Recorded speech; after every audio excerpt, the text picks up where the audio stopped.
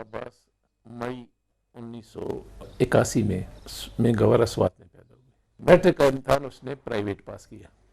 कुरान शरीफ जब उसने हिफ्ज़ कर लिया और पका लिया तो उसके बाद ये एतिकाफ में 2 दफ़ा बैठे थे। रमज़ान के महीने में एतिकाफ में 2 साल अलग अलग बैठे थे। जी, कमर मेरा बेटा तीसरे नंबर का बेटा था, सबसे छोटा था। वो स्वात में पैदा हुआ, 30 मई को पैदा हुआ। माशाल्लाह इसको इतना फ़ौज का शौक़ था कि जरीर कॉलेज से छोड़ के ना पेशावर से आ गए यहाँ। तो मुझे कहता अम्मी जी दुआ करें, बस मैं जा रहा हूँ इंटरव्यू के लिए।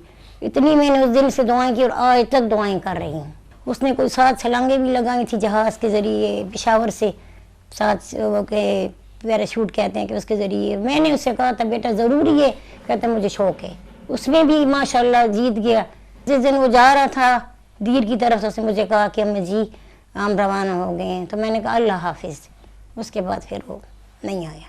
माँओं को भी सब्र करना चाहिए और खुशी हासिल करनी चाहिए। इस बात पे फ़ख्र है कि इंशाल्लाह। कमर ने तो मुझे पहले ही से कहा था, गप शप लगाते लगाते कहता था अम्मी जी मैं तो बहादुर हूँ, तो आप बहादुर बनेंगी तो मुझे भेज रही हैं।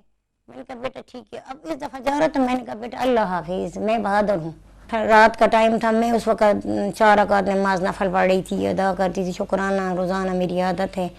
तो उस वक़्त कोई फ़ोन आया तो वो फ़ोन तो वकील से अब अबू ने सुना, लेकिन जब सुना तो उसके बाद मेरी एक बेटी थी, उसने थोड़ा सा ऐसी आवाज़ें कर ली जैसे कुछ हो गया है। मैंने अपनी बेटी को कहा खबरदार आपने शोर नहीं मचाना, मुझे नमाज के लिए छोड़े। और उस वक़्त मैं अल्लाह के हुक्म से जा नमाज में बैठी थी। दिल से तो बुला नहीं सकती बच्चे को, लेकिन जब शहादत का नाम सुने तो हमारी आंखों से पानी भी रुक गया था। अल्लाह की तरफ से सब्र मिल गया, क्योंकि वो चाहता था कि मैं शहीद हो गया तो आपने रोना तो नहीं है ना। बस इस बात से उसी वक़्त मुझसे वो बात याद आई जब वो होके आया वहाँ से, जब उसकी आई ना मुझे डेड बॉडी। तो बस हमने उसके लिए देखते रहे और हंसते रहे और मैं कहती रही कि बेटा अल्लाह हाफिज़, बेटा अल्लाह हाफिज़, यही कहते।